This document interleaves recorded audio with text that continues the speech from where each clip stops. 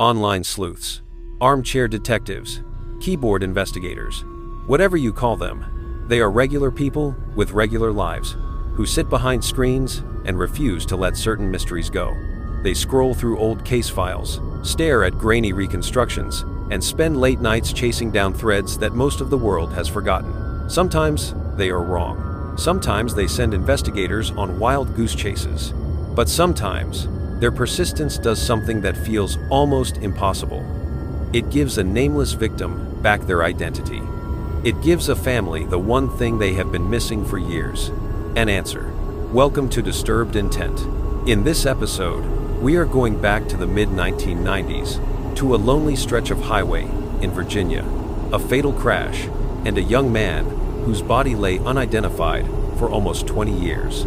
If you stay with this story until the end, you will see how an image posted on the internet, a note addressed to Jason, and the determination of online strangers finally brought his name back. Before we dive in, if you appreciate carefully researched true crime stories told with respect for the victims and their families, please take a moment to like this video, leave a comment, and hit the subscribe button so you never miss an episode from Disturbed Intent. On a warm afternoon in late June of 1995, drivers traveling along US Route 58 near Emporia, Virginia, noticed something deeply wrong just off the side of the road. A Volkswagen van had left the highway and plowed into a stand of trees. The front of the vehicle was crushed. The surrounding brush was disturbed. This was not a minor fender bender or a car abandoned by the shoulder. It was a violent crash. First responders arrived and moved quickly. Inside the van were two young men. The driver was slumped forward over the steering wheel, the passenger thrown by the force of impact. Neither of them was wearing a seatbelt. It was clear, almost immediately, that both had died in the collision. There were no skid marks leading up to the crash site, no obvious sign of evasive action. It seemed as though the van had simply drifted off the highway and slammed into the trees at speed. The driver was soon identified as 21-year-old Michael Eric Hager. He had been traveling in his Volkswagen van again that day. Toxicology tests later showed no drugs, no alcohol, nothing to suggest intoxication. Investigators came to believe that Michael may have fallen asleep at the wheel on that quiet stretch of road, his van wandering just a few feet too far until the cluster of trees stopped it with catastrophic force. Michael's family was notified. They were devastated, of course, but at least they knew what had happened to their son. When investigators asked if they knew who might have been traveling with him that day, the family drew a blank. As far as they knew, Michael had left alone. They did not recognize the young man in the passenger seat, and they could not offer a name, a hometown, or even a guess. That second victim, the passenger, was a complete mystery. As officers and investigators began the slow, familiar routine that follows any fatal crash, they started cataloging what they found in the wreckage and on the bodies. The passenger had no wallet on him, no driver's license, no identification card, no student ID, nothing that directly said who he was. So they did what investigators always do next. They looked at the details. They noted his appearance: a white male in his late teens or early 20s, not tall, not short, somewhere around the 5'8" to 6' range, slim to average build, around 150 pounds, brown eyes, long curly hair that seemed naturally brown or dark blonde, but had been dyed with a reddish tint, the kind of hair that fit in perfectly with the mid-90s alternative scene, and very much with a particular subculture that had formed around one band, the Grateful Dead. He had a tattoo of a star on his upper left arm, not the clean, crisp lines of studio work, but the uneven, slightly blurred look of something done by an amateur, maybe with a homemade needle and cheap ink. There was a second faded tattoo on his right arm, indistinct and hard to read, like some past attempt at body art that had not survived the years and the sun. His left ear was pierced, though there was no earring in it when he was found. A scar was visible somewhere on his back or the back of his neck, a quiet little reminder of some prior injury or surgery. His clothing added more color to the picture. He wore a red tie-dye shirt with a Grateful Dead design on it, the kind of shirt you would see in the parking lot outside a concert, traded between fans or bought from someone touring with the band.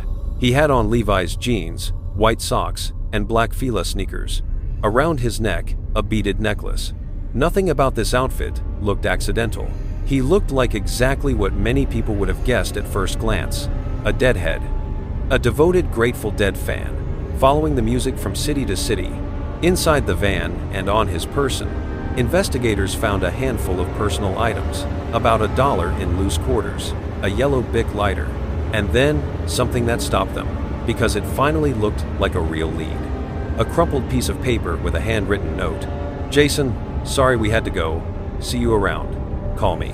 Beneath the message was a handwritten phone number with 7 digits and no area code. The note was signed Caroline T. and Caroline O. Next to the signatures was a small doodle, a cartoon face with a beard and round glasses. To many people who would later study it, the drawing looked like a tiny, playful sketch of Jerry Garcia, the legendary frontman of the Grateful Dead. The note told investigators several things at once.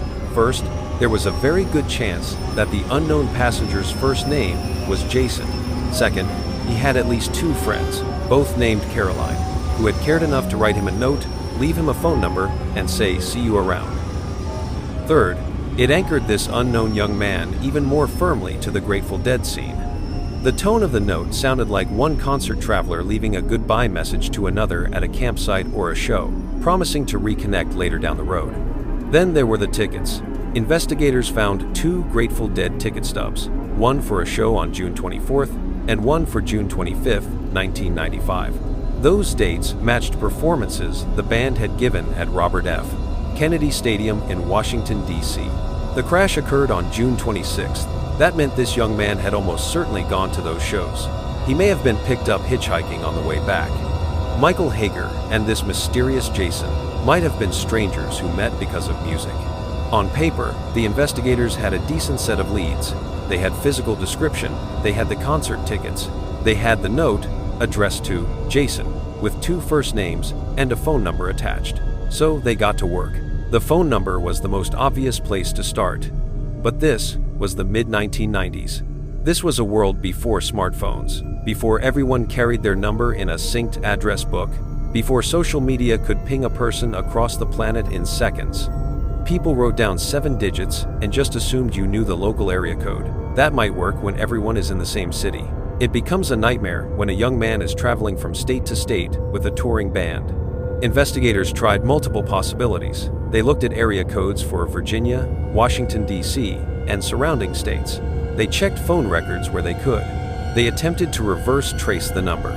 But without an area code, and without modern digital tools, nothing stayed. The number did not lead clearly to an active, reachable person saying, "Yes, I know Jason. That is my friend." The trail went nowhere. The 2 Carolines were no easier to find. Caroline T. and Caroline O. Those fragments of last names could have stood for anything. Thompson, Taylor, Thomas, Owens, O'Connor, and dozens more. Without a hometown or a circle of known associates to attach them to, trying to track down 2 women by first name and an initial was like throwing a net into the ocean and hoping to catch one specific fish. Investigators turned to the tickets. Each ticket stub could be traced back through vendors. Eventually, they tracked the purchase to a man in Pennsylvania. When they found him, it turned out he was not a close friend of the victim at all. He was a ticket reseller, a scalper, who had bought and resold multiple tickets during that tour. He did not remember who he sold those specific tickets to. The sale had been for cash. No names, no ID, no paper trail. Another possible lead evaporated. With no workable ID, the passenger was formally recorded as an unidentified decedent. Informally, he started to acquire a nickname. People began calling him Grateful Doe. It was a combination of the band he had clearly loved and the generic John Doe label normally used for unidentified men. Later, he would also be called Jason Doe, based on the note found at the scene. For years, those were the only names attached to him in public discussion. Authorities did what they could with the tools they had at the time. Fingerprints were taken and compared against national databases. No match. Dental records were documented, but his teeth showed no distinctive dental work, no unique implants or crowns that could be compared easily to a dentist's chart. His description was entered into missing persons systems, but the search hit a devastating, invisible wall. No one had officially reported him missing. This is the detail that would matter more than almost anything else. If a missing person report does not exist in the system, then there is nothing for an unidentified body to match against. The data cannot connect. Somewhere, there was a family who had not seen their son since 1995.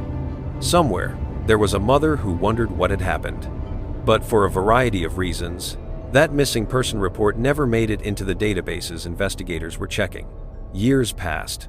Unidentified cases like this one do not vanish. They remain in files and in the memories of certain detectives, medical examiners, and volunteers. At various points, forensic artists created facial reconstructions of what Grateful Doe might have looked like in life, building his face back up from skull measurements and tissue depth markers, layering on features and expressions. Those images were shared with law enforcement agencies and, sometimes, with the public. In 2012, the National Center for Missing and Exploited Children took on the case. They created a new, detailed digital reconstruction of the young man's face. In this version, he looked like what he probably was, a friendly, long-haired young man with soft features and that distinctive, slightly reddish hair. In some versions, he was even depicted wearing a tie-dye style shirt to mirror the clothing he had died in and to jog the memories of anyone who might have seen him alive at a show. The reconstruction did not immediately solve the case, but it did one crucial thing. It gave the internet something very specific to share. By the early 2010s, online communities dedicated to true crime, cold cases, and unidentified remains had grown significantly. Forums like Web Sleuths, sub-communities on Reddit, and Facebook pages all collected and shared cases that needed attention. Grateful Doe became one of those cases. People were drawn to him. He was young, he was clearly loved by someone. He had died suddenly and violently, yet for years, no one had claimed him. Volunteers and amateur sleuths pored over every detail available. They studied the ticket stubs, the tattoos, the scar, the clothing, the beaded necklace. They obsessed over the note to Jason, the signatures of the two Carolines, and that tiny doodle. They compared his reconstructed face to photographs of missing young men listed in databases around the country. Over time, more than 220 potential matches were considered and ruled out.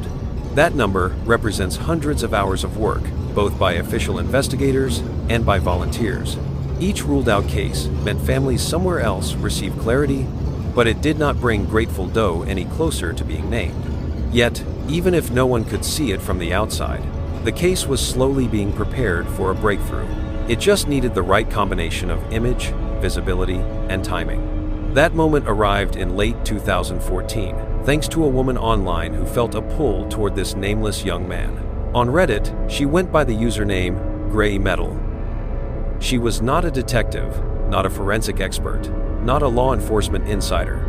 She was simply someone who cared. After learning about the case, she decided that what Grateful Doe needed most was reach. More eyes, more people seeing his face and his story. So she created a collage. In that collage, she placed the digital reconstruction of his face, a photo of the handwritten note with the message to Jason, and the signatures from Caroline T and Caroline O, images of the distinctive tie-dye shirt, and a short, clear summary of what was known. She explained that an unidentified young man had died in a crash in Virginia in June of 1995, that he had Grateful Dead tickets in his pocket, and that he had remained nameless for nearly 20 years. Then she shared it. The collage was posted to Reddit in a community dedicated to unresolved mysteries and unidentified persons. People began to upvote it. The more votes a post received, the higher it rose on the page, and the more people saw it. From Reddit, users cross-posted the collage to other subreddits, to Facebook, to Twitter, and to image-sharing sites. The image and the story began to spread far beyond the small world of hardcore cold case followers. Within a relatively short period of time, hundreds of thousands of people had seen his reconstructed face and read his story. For the first time since 1995, the details of that crash in Virginia were being read by a vast global audience. And somewhere out there, among those countless pairs of eyes, were the few people who could finally say, "I know him." Two former roommates saw the images and felt a chill of recognition. In the mid-1990s, they had shared living space with a young man who looked very much like the one in the reconstruction. He wore his hair long, he was into the Grateful Dead. He had the same general build, the same kind of face, and crucially, they had an old photograph. They reached out to the online community and, eventually, to investigators. They shared a picture of the friend they remembered, a young man named Jason. When the photograph was compared side by side with the reconstruction of Grateful Dead, the resemblance was striking. It was not proof by itself, but it was enough to jolt the investigation forward. The former roommates could not recall Jason's last name. After all, it had been close to 2 decades, and their time together might have been brief, a period when Jason was simply passing through, sleeping on a couch, crashing between shows. But they did remember something important. Jason had ties to Myrtle Beach, South Carolina. With that new information, the focus shifted. People online and investigators in the real world began to search more specifically for a Jason from Myrtle Beach who had disappeared around 1995 and had never returned. They looked at yearbooks, old news clippings, public records, and missing person mentions. Meanwhile, traditional media started to pick up the story of internet sleuths, possibly solving a 20-year-old mystery. Articles appeared in major outlets, framing it as a remarkable example of crowdsourcing in action. Those articles, in turn, reached televisions and computer screens in living rooms, where families still carried unanswered questions. One of those people was a woman named Margaretta Evans. When Margaretta saw the coverage, she noticed the images of the reconstructed face, and then the photograph the roommates had provided, and she recognized him. The young man shown on screen was her son, Jason Patrick Callahan. Jason had been 19 years old when she last saw him. In June of 1995, he had left home to follow the Grateful Dead on tour. At the time, it did not seem like an absurd idea. Many young people did it. The band had an entire culture around it, traveling from show to show, living cheaply, making friends along the way. Jason wanted that experience. He wanted the music, the freedom, and the road. When he did not return and did not call, the family grew increasingly worried. But there was a problem. Jason was an adult. He was traveling between cities and states. Margaretta did not know where, exactly, he had gone missing. Some attempts were made to report his disappearance, but confusion over jurisdiction and the perception that he might simply be choosing to live his own life meant that no formal, lasting missing person record for him made it into the national databases that unidentified remains are usually checked against. Over time, with no clear way to engage law enforcement and no word from Jason, the family began to tell themselves that maybe he had decided to start a new life elsewhere, that he might resurface one day, or he might not. Now, almost 20 years later, Margaretta was looking at a screen and seeing a version of her son's face attached to a story about an unidentified crash victim from June of 1995 in Virginia. The timing, the description, the Grateful Dead tickets, the note to Jason, the mention of Myrtle Beach connections, and that photograph from the roommates all aligned with what she knew about her son. She reached out to the authorities. In early 2015, she officially reported Jason Patrick Callahan as missing to the Myrtle Beach Police Department and explained that she believed he might be the unidentified young man known as Grateful Dead. Her decision triggered a new phase in the investigation. Law enforcement in South Carolina coordinated with counterparts in Virginia. DNA tests were ordered. Margaretta provided a DNA sample, as did Jason's half-sister, Shannon. The remains from the 1995 crash, which had been preserved for years, were used to extract whatever viable genetic material was still available. The testing was not instantaneous.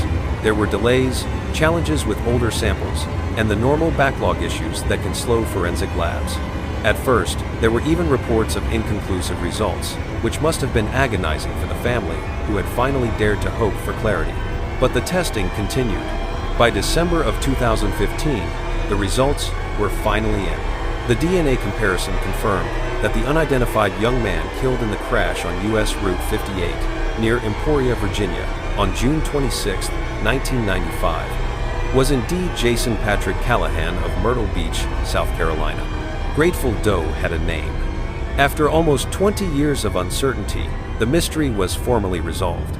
Newspapers, television stations, and online outlets reported the identification. Many of those stories emphasized the role that online communities, especially Reddit and Facebook, had played in bringing attention back to the case and connecting the dots that traditional channels had missed. For the internet sleuths who had worked on the case, it was a moment of vindication and quiet pride. For Jason's family, it was something far more profound. It was closure. Jason's half-sister, Shannon, later spoke about the emotional conflict she felt. On one hand, she was devastated to know for certain that her brother had died back in 1995. Part of her had held on to a small, stubborn hope that he was still out there somewhere, living under the radar, maybe planning to come back into their lives someday. On the other hand, not knowing had been its own kind of torture. To finally have an answer meant that some part of the emotional limbo could finally end. She described being grateful that the mystery was solved, even while grieving deeply over the finality of the answer. For Margareta, the confirmation meant that the son she had last seen as a teenager, heading off to follow a band, was no longer drifting in a mental space of maybe. He was gone, and he had been gone for a very long time. But he had not died alone in some unknown act of violence. He had been killed in an accident. There was no sign of foul play. He had been with another young man in that van, and the impact had likely been instantaneous. It does not remove the pain, but for some families, knowing that their loved one was not tortured, targeted, or murdered offers a small measure of mercy. With his identity finally restored, Jason's case was moved from the shadowy category of unidentified into the more concrete realm of documented history. Official records were updated. His grave, if he had previously been buried as a John Doe, could now carry his full name. The story that had once been about an unknown Deadhead youth became about a specific person, Jason Patrick Callahan, born in the 1970s, loved by his family, and lost on a summer day in 1995. The wider implications of his case ripple outward in several directions. For one, it stands as a powerful example of how digital communities can support, not replace, traditional investigations. The detectives, medical examiners, and forensic experts involved in Jason's case laid the foundation. They preserved evidence, they documented details, they created and shared reconstructions. Without that groundwork, the internet would not have had anything to work with. But without the amplification and collective attention of thousands of online volunteers, it is entirely possible that the crucial roommates, the photograph, and eventually Jason's family would never have seen those images in time. It also highlights the importance of filing missing person reports, even when the situation feels ambiguous. Jason was an adult. He left voluntarily to travel with a band. He did not vanish from a school bus stop or a workplace, or a routine that suggested immediate danger. In the 1990s, some officers might have viewed such a disappearance as a young man exercising his freedom rather than as a potential risk. Today, many departments encourage families to insist on filing a report when an adult disappears under concerning circumstances, especially if communication stops abruptly or the person has no known history of cutting contact.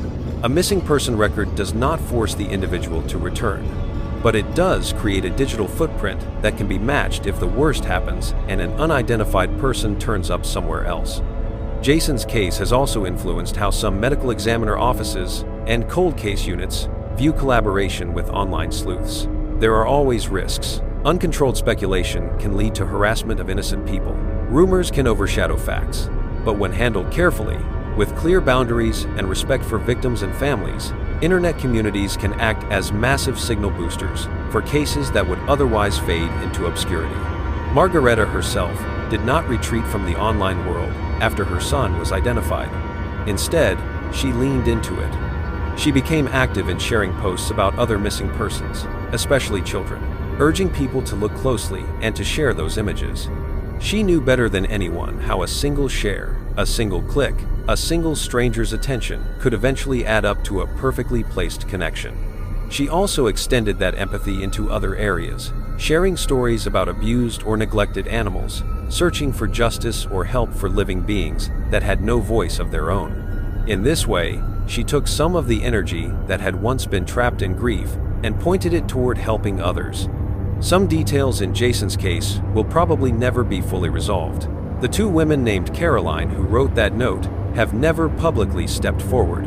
We do not know for certain where exactly Michael met Jason, whether it was on the road, outside a show, or through mutual friends. We can only reconstruct possibilities. Perhaps Jason was hitchhiking back from the Washington, D.C. concerts, holding a cardboard sign with the name of a city scrawled across it. Perhaps Michael saw a kindred spirit in the tie-dye shirt and decided there was room for one more in the van. What we do know is that for nearly 20 years, the world knew Jason only by a nickname. That nickname came from the music he loved and the tickets in his pocket, not from his birth certificate, not from his family.